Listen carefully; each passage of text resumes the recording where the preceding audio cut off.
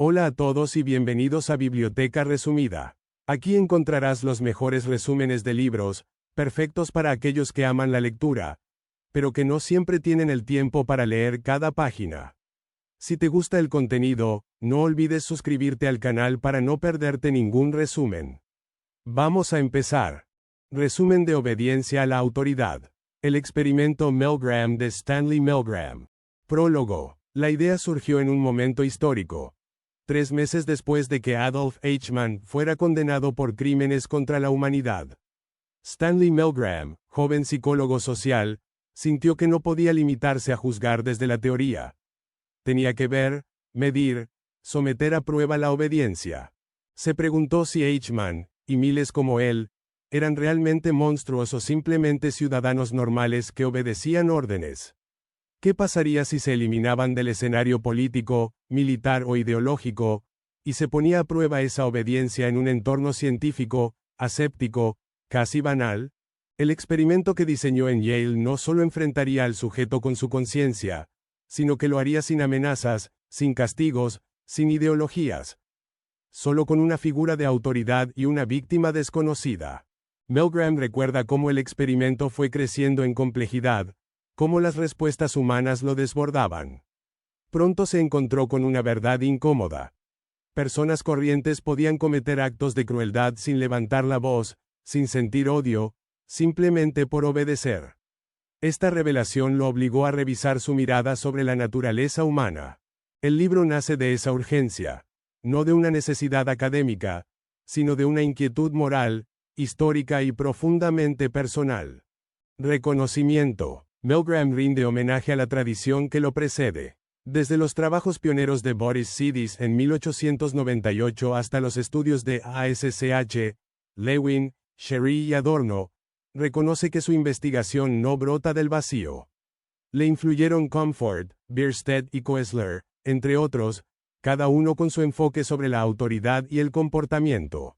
Agradece el entorno académico de Yale, el apoyo del profesor Janis y la colaboración de actores clave en el diseño experimental. John Williams como experimentador, y James McDonough como aprendiz. También reconoce a su esposa Sasha, cuyo acompañamiento emocional y logístico fue esencial, especialmente durante los últimos meses de redacción en París. En su agradecimiento, se percibe la dimensión humana de un trabajo que, aunque riguroso, fue también una empresa emocional, relacional, profundamente afectiva. Capítulo 1. El dilema de la obediencia. La obediencia es una piedra angular de la vida social.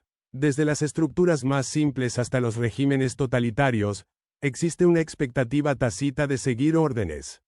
Sin ella, argumenta Milgram, la sociedad se derrumbaría.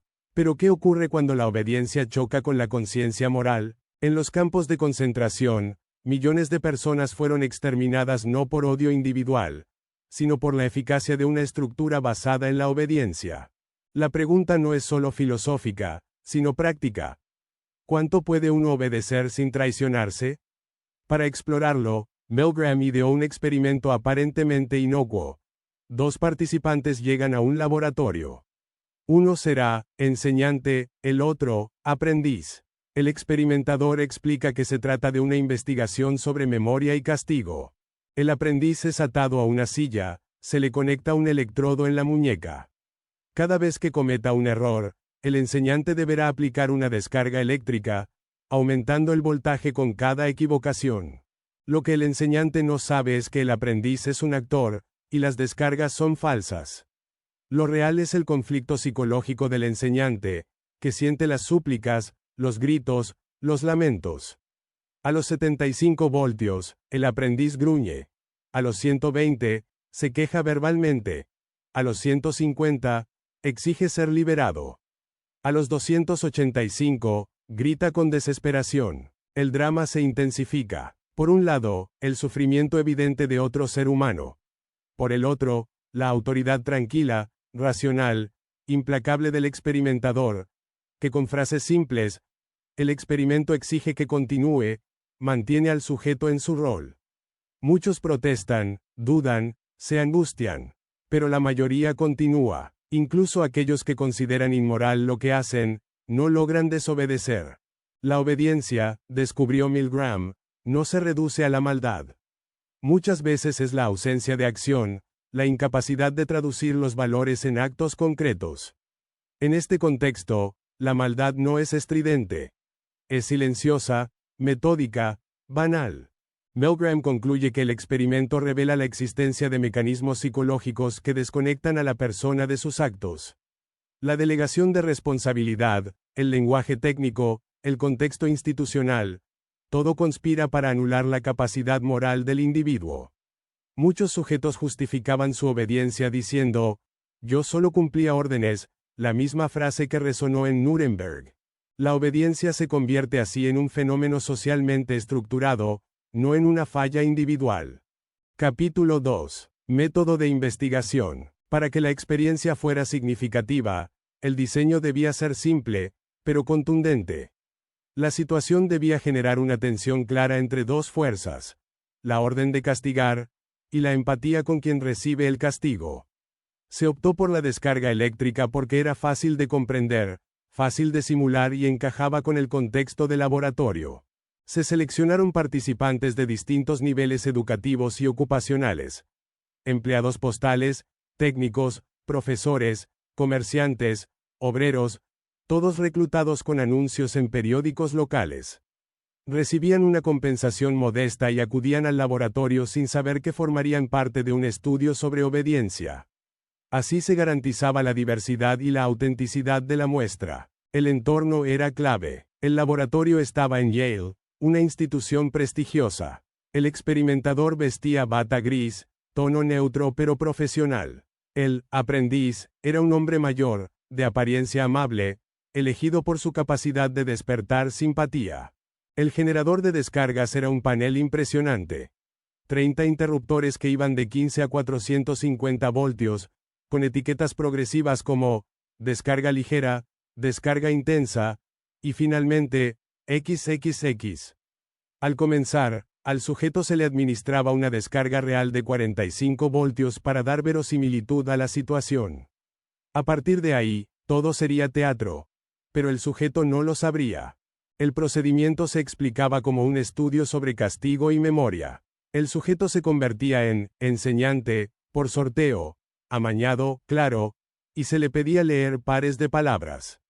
Si el aprendiz respondía mal, se le aplicaba una descarga. Con cada error, debía aumentarse la intensidad. Las respuestas del aprendiz estaban cuidadosamente preestablecidas. En las primeras pruebas piloto, se pensó que bastaría con el panel para disuadir. Pero los sujetos obedecían sin problema. Entonces se incorporaron gritos, protestas, súplicas. A los 150 voltios, el aprendiz exigía abandonar el experimento. A los 300, se negaba a seguir contestando. A partir de los 330, caía en un silencio absoluto. El experimentador tenía instrucciones claras para sostener la autoridad con frases fijas. Por favor, continúe. Es esencial que lo haga. No tiene otra opción. Nunca debía mostrarse agresivo ni emocional. Si el sujeto se negaba tras la cuarta instrucción, el experimento terminaba. Al finalizar, se realizaba una entrevista detallada. Se explicaba la naturaleza real del experimento, se presentaba al actor, se discutían las reacciones del sujeto. Algunos se sentían aliviados, otros avergonzados, otros furiosos. Todos recibían un informe posterior con los hallazgos del estudio y se les ofrecía una vía para expresar su opinión. Capítulo 3. El comportamiento que se espera. Antes de presentar resultados, Milgram quiso saber qué esperaba la gente. Reunió a psiquiatras, estudiantes, adultos comunes, y les pidió que imaginaran cómo reaccionarían en la situación del experimento. Las respuestas fueron contundentes. Nadie llegaría al final. La mayoría abandonaría al llegar a los 150 voltios, cuando el aprendiz exigía salir. Como mucho, se imaginaban unos pocos, sádicos, llegando a niveles altos de descarga, pero representaban una ínfima minoría, el 1 o 2%, decían. Las justificaciones eran variadas: miedo, empatía, principios morales, intolerancia al sufrimiento ajeno. Las personas confiaban en que actuarían conforme a sus valores. Más aún, creían que los demás también lo harían. Este sesgo se basaba en una visión del individuo como autónomo, racional, moralmente íntegro. No contemplaban que el contexto pudiera moldear su conducta de forma decisiva. Las predicciones eran coherentes con la narrativa dominante sobre el bien y el mal, la responsabilidad individual y la virtud cívica. Pero pronto quedarían en entredicho. Capítulo 4. Cercanía de la víctima. La primera variable manipulada fue la cercanía. En la condición original, feedback a distancia, el aprendiz no era visible ni audible, excepto cuando golpeaba la pared tras los 300 voltios. De los 40 sujetos en esta versión, 26, el 65%, obedecieron hasta el final. Algunos se negaban entre gritos, otros salían abruptamente, otros obedecían hasta el final, pero visiblemente afectados. Al terminar, mostraban sudoración, temblores, cigarrillos apretados, manos en la frente. Algunos quedaban en silencio, otros lloraban. En nuevas variantes, Milgram fue acercando la víctima al sujeto. En la condición de voz, el aprendiz protestaba con claridad desde la habitación contigua. En la condición de proximidad, estaba en la misma sala. En la proximidad de tacto, el sujeto debía forzar físicamente la mano del aprendiz sobre la placa. El patrón fue claro. Cuanto más cercana era la víctima, menor la obediencia. En la proximidad de tacto, solo un 30% llegó al final. La visión directa, el sonido, el contacto físico. Todo contribuía a despertar la empatía, a hacer real el sufrimiento. Milgram identificó varios factores. Primero, el sufrimiento distante era más fácil de racionalizar. El artillero de un bombardero sabe que mata, pero no lo ve. En cambio, la visión directa del dolor activa respuestas emocionales que dificultan la obediencia. Segundo, algunos sujetos evitaban mirar a la víctima. Giraban la cabeza, miraban al suelo. Evitar el contacto visual era una forma de despersonalizar, de mantener la ilusión de que no hacían daño real. En cambio, cuando la víctima estaba presente, esa ilusión se rompía. Tercero, la percepción del otro como humano, con rostro, voz, gestos, alteraba la dinámica. El sujeto ya no obedecía a una figura abstracta, sino que se enfrentaba a la realidad de otro cuerpo sufriendo por su acción directa. Así, el experimento fue revelando que la obediencia no depende solo de la autoridad, sino de cómo se percibe a la víctima. La distancia, física, emocional, simbólica, protege la obediencia. La cercanía, en cambio, la desafía. Capítulo 5. El individuo frente a la autoridad. 1. Detrás de cada número, de cada estadística de obediencia o desobediencia, había una persona con su historia, su cuerpo y su conflicto íntimo. Milgram se adentra aquí en la experiencia subjetiva de los participantes, a través de sus gestos, palabras y reacciones físicas. Uno de ellos, un obrero tímido y nervioso, llega al laboratorio y se muestra inmediatamente incómodo frente al experimento. Su tono vacila, sus manos sudan. A medida que avanza la sesión, su angustia crece. Tose, se limpia el sudor, tartamudea. Pero sigue adelante, con una mezcla de miedo, responsabilidad y desconcierto. Otro participante, un hombre de negocios seguro de sí mismo, no vacila en aplicar las descargas. Fuma un puro mientras lo hace. No muestra crueldad ni placer, solo eficiencia. En sus palabras se entrevé una convicción. Él no es responsable. Simplemente, cumple su rol. Milgram destaca cómo los sujetos, pese a sus diferencias, comparten un mecanismo común. Se despersonalizan. Asumen un papel, delegan el juicio en la figura del experimentador. Incluso quienes sufren emocionalmente al infligir daño, no logran detenerse. La obediencia no es un acto de maldad, sino de desconexión psicológica. El experimento no mide solamente qué hacen los sujetos, sino cómo justifican lo que hacen. Muchos se defienden diciendo, no tenía opción, o, él me dijo que continuará. Otros tratan de racionalizar, no parecía tan grave, estaba todo bajo control. El experimento, entonces, revela la capacidad del ser humano para disociar la acción de la responsabilidad, y cómo esa disociación se refuerza en estructuras de autoridad. Capítulo 6. Ulteriores variaciones y controles. En la búsqueda de mayor comprensión, Milgram diseñó nuevas variantes. Primero, trasladó el experimento a un sótano, lejos de la solemnidad del laboratorio original. El entorno era modesto. Caños visibles, piso de cemento, un ambiente funcional pero sin prestigio. Quería saber si la autoridad del lugar influía en la obediencia. Aunque la estética cambió, los resultados fueron alarmantemente similares. Luego añadió un detalle. El aprendiz mencionaba un problema cardíaco leve antes de comenzar. Lo decía con voz baja, mientras era atado. En el hospital me detectaron algo en el corazón.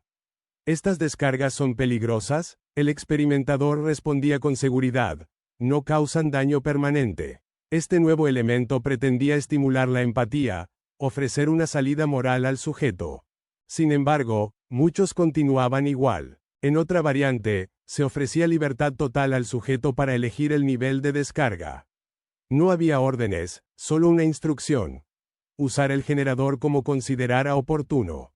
Aquí el comportamiento cambió. La mayoría aplicaba descargas muy bajas, a menudo apenas perceptibles. Solo unos pocos llegaban a niveles altos. Este resultado fue crucial. Cuando se eliminaba la presión de la autoridad, la agresión desaparecía casi por completo. La mayoría actuaba con moderación, incluso con compasión. Este contraste dejaba una lección demoledora. La crueldad en el experimento no nacía de impulsos sádicos, sino de la estructura misma de autoridad que empujaba a actuar. La obediencia transformaba el comportamiento ordinario, haciendo que personas comunes infligieran daño sin querer hacerlo. Capítulo 7. El individuo frente a la autoridad. 2. Aquí Milgram retoma testimonios específicos para mostrar el proceso interno de obediencia. Fred Prosy, desempleado, es uno de los más memorables. Mientras da descargas, se muestra angustiado. Se limpia el sudor de la frente, suplica al experimentador que lo detenga. Esto no está bien. Creo que deberíamos parar, pero cuando el experimentador le insiste, debe continuar, él obedece. A pesar del miedo, del temblor en las manos, de los suspiros, sigue presionando botones. Otro sujeto, el señor Braverman, reflexiona en voz alta durante el experimento. Intenta hablarle a la víctima, reconfortarla. Se ríe nerviosamente. Luego admite que esa risa no era por placer, sino un intento desesperado de controlar la tensión interna. En la entrevista posterior, confiesa, lo que me aterra es que pudiera tener semejante capacidad de obediencia. Incluso cuando me di cuenta de que estaba violando otro principio, no hacer daño a otro ser humano indefenso. El señor Gino, veterano de guerra, es otro caso revelador. Después del experimento, dice con calma, yo cumplí con mi deber, como siempre lo he hecho. Si ese hombre ha muerto, yo hice lo que debía. Su respuesta no revela crueldad, sino una aceptación fatalista de la jerarquía. Para él, obedecer es sinónimo de moralidad. Estos testimonios demuestran que la obediencia no solo es un acto externo, sino un conflicto interior. El sujeto lucha con su conciencia, pero muchas veces no encuentra cómo desobedecer. Y cuando lo hace, lo vive como una transgresión personal, casi como una traición al orden. Capítulo 8. Cambios de rol. Hasta ahora, los sujetos solo habían sido enseñantes. Pero Milgram quiso ir más allá. ¿Qué ocurriría si se modificaban los roles dentro de la misma estructura? Introdujo 3 variables. Posición, quién da, quién recibe, quién ordena la descarga, estado, si el sujeto es una figura de autoridad o una persona común, y acción, si está a favor o en contra de aplicar la descarga. En una de las variantes más impactantes, el aprendiz pedía ser castigado. A pesar del dolor, insistía en seguir. El experimentador, en cambio, ordenaba detener la sesión. En este caso, los sujetos obedecían al experimentador y se negaban a seguir castigando, ignorando la voluntad de la víctima. Esto demostraba que el origen de la orden, y no el contenido moral de la misma, era lo que determinaba la acción. En otra variante, un hombre ordinario daba las órdenes en lugar del experimentador. El resultado fue una caída abrupta de la obediencia. La figura de autoridad, por lo tanto, no dependía solo de las palabras, sino del contexto, del estatus percibido. La conclusión era clara. Los sujetos no responden al contenido de la orden, sino al estado jerárquico de quien la emite. Y cuando ese estado se debilita o cambia, también lo hace la obediencia. La estructura social moldea no solo nuestras decisiones, sino nuestra percepción misma del deber. Capítulo 9. Efectos del grupo. La obediencia se debilita cuando no se está solo. Milgram introduce aquí una serie de experimentos en los que el sujeto es acompañado por dos personas más, cómplices del experimento, que se rebelan. En el momento en que el aprendiz suplica ser liberado, uno de los cómplices se niega a continuar. El otro lo apoya. Ante esta presión, la mayoría de los sujetos reales también se rebelan. La obediencia cae drásticamente. La diferencia entre conformidad y obediencia se vuelve central. La conformidad es la adaptación a los iguales. La obediencia es sumisión a una figura jerárquica. En este experimento, ambas entran en tensión. El sujeto ya no está solo frente al experimentador. Ahora forma parte de un grupo. Y ese grupo tiene una moral que se opone al mandato de castigar. Milgram concluye que la presión grupal puede liberar al individuo. Cuando ve que otros desobedecen sin consecuencias, se siente autorizado a actuar según su conciencia. Pero también advierte, los grupos no siempre promueven el bien. El mismo mecanismo que libera, puede oprimir. Las turbas, los linchamientos, las dictaduras de masas, también son formas de conformidad. Capítulo 10. ¿Por qué se obedece? Un análisis. Tras observar a cientos de participantes, Milgram se detiene a reflexionar. ¿Qué explica esta tendencia a la obediencia, incluso frente al sufrimiento ajeno? Su análisis comienza en la biología. Los humanos, como otros animales, operan en sistemas jerárquicos. Las jerarquías ofrecen orden, coordinación, protección. Desde niños aprendemos a obedecer, primero a los padres, luego a maestros, policías, jefes, gobiernos. Pero hay más. Milgram introduce la noción del estado agéntico. El individuo, al obedecer, no se ve como autor de sus actos, sino como agente de la voluntad de otro. Esta transformación psicológica le permite actuar sin sentirse responsable. No es que pierda su moralidad, simplemente la redefine. En vez de preguntarse si lo que hace está bien o mal, se pregunta si cumple bien su rol. El lenguaje refuerza este estado. Palabras como deber, disciplina, lealtad, no se refieren al bien abstracto, sino a la fidelidad a la autoridad. De allí que muchos sujetos no sientan culpa, sino orgullo por haber cumplido. Milgram concluye que esta capacidad de desligarse emocionalmente de los actos es la base de las atrocidades cometidas en masa. Campos de concentración, guerras, genocidios. El sujeto obedece no porque sea malo, sino porque ha sido entrenado para obedecer. La autoridad legitima el acto, define la situación y reduce el conflicto. Y el sujeto, encerrado en esa lógica, actúa como si el mundo fuera exactamente como se lo dicen. Capítulo 11. El proceso de la obediencia. Aplicación del análisis al experimento. En este tramo, Milgram sistematiza lo observado y lo traduce en un marco conceptual. El núcleo de su análisis es el estado agéntico, esa transformación psicológica por la cual el individuo deja de verse como actor moral autónomo y se convierte en ejecutor de una voluntad ajena. Esta conversión no ocurre súbitamente, sino mediante etapas. Primero, el sujeto entra en una estructura jerárquica con una definición clara de roles. El experimentador representa la autoridad científica, legítima y racional. El sujeto, al aceptar participar, también acepta tácitamente esa estructura. Segundo, hay una redefinición del significado de las acciones. Administrar descargas ya no es un acto de violencia personal, sino un procedimiento experimental. El sufrimiento del otro se minimiza, se racionaliza, se diluye.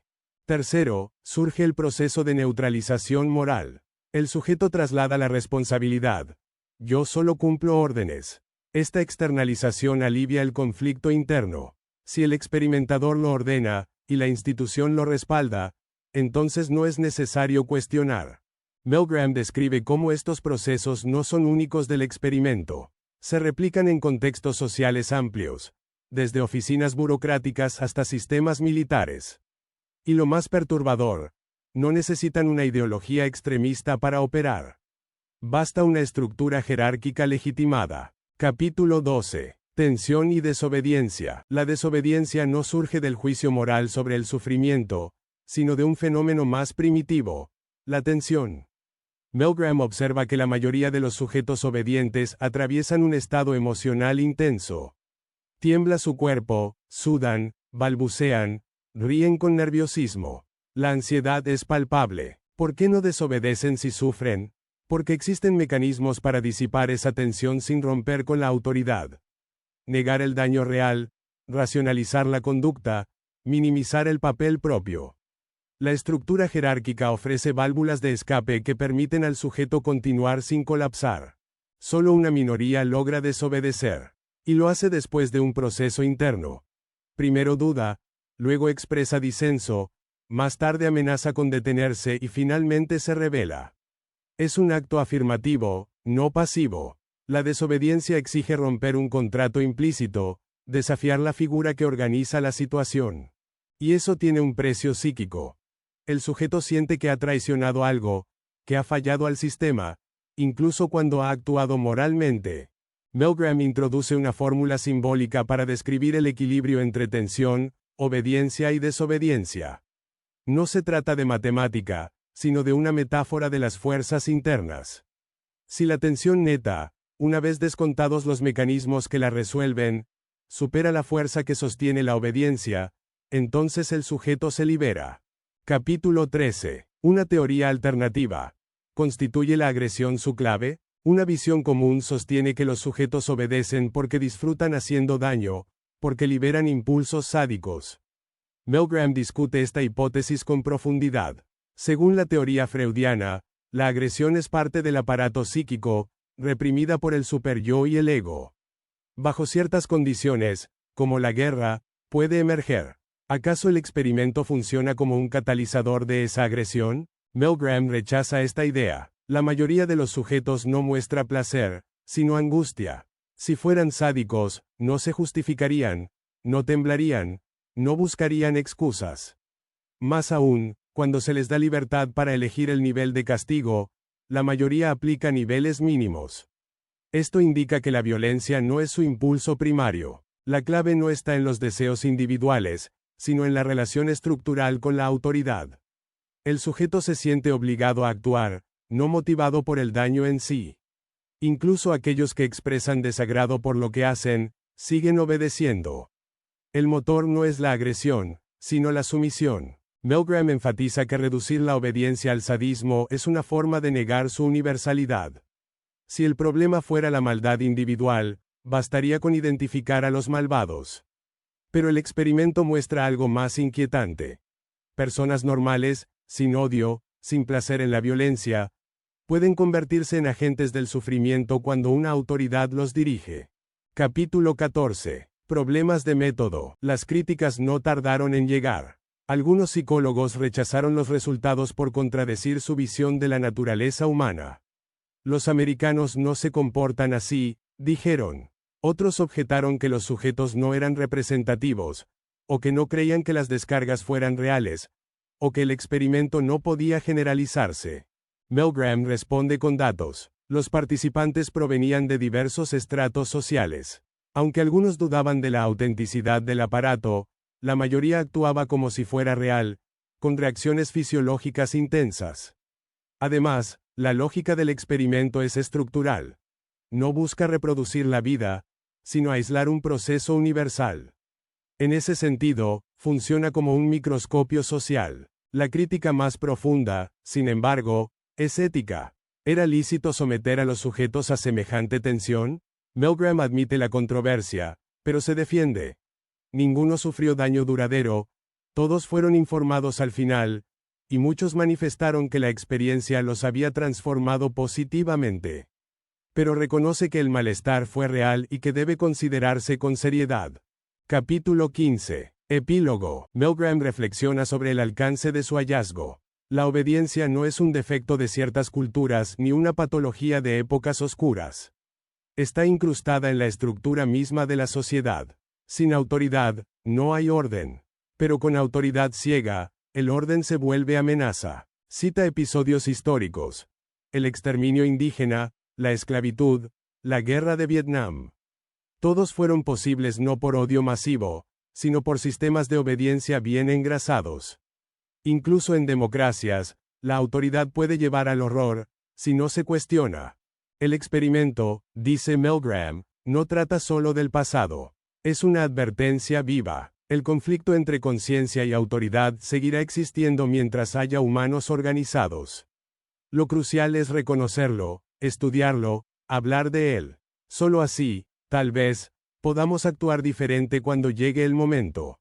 Apéndice y problemas éticos que plantea la investigación. En este apartado, Milgram aborda directamente las críticas éticas. Algunos colegas consideraron que los sujetos fueron engañados, manipulados, forzados a sufrir ansiedad extrema. ¿Puede justificarse esto en nombre de la ciencia? Milgram argumenta que se tomaron precauciones. Se informó a los participantes al final, se les ofreció la posibilidad de hablar sobre su experiencia, se les envió un informe posterior.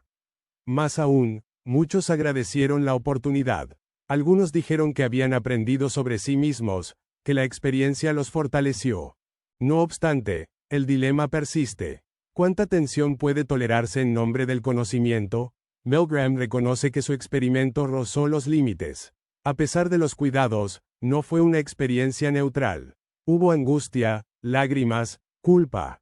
Pero sostiene que el conocimiento obtenido, sobre la obediencia, la conciencia, la estructura social, es demasiado valioso como para ser ignorado. Apéndice 2. Pautas entre los individuos. Aquí Milgram analiza las diferencias individuales.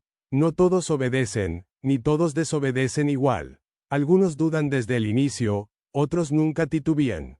Algunos se justifican de inmediato, otros guardan silencio. ¿Qué determina estas pautas? Milgram descarta que sea solo educación o clase social. La clave está en la estructura interna. Cómo cada uno ha internalizado la autoridad, cómo procesa la tensión, cómo define su rol en la situación. El carácter, el aprendizaje moral, la historia personal, todo influye. Pero incluso quienes desobedecen sienten culpa. Se preocupan por haber arruinado el experimento, por haber fallado al investigador. La obediencia está tan arraigada que incluso romperla por una causa justa deja una herida emocional. Milgram concluye que la sociedad necesita ciudadanos críticos, capaces de desafiar órdenes ilegítimas. Pero eso no se improvisa. Requiere educación, reflexión, y espacios donde la autoridad pueda ser cuestionada sin castigo. Solo así, tal vez, el próximo experimento Milgram no termine como el anterior. Y hasta aquí el resumen de hoy en Biblioteca Resumida. Espero que te haya gustado y que te animes a leer el libro completo. Si te pareció útil o interesante, no dudes en darle un pulgar arriba, eso nos ayuda muchísimo. También te invito a suscribirte al canal para que no te pierdas los próximos resúmenes. Gracias por vernos y hasta el próximo libro.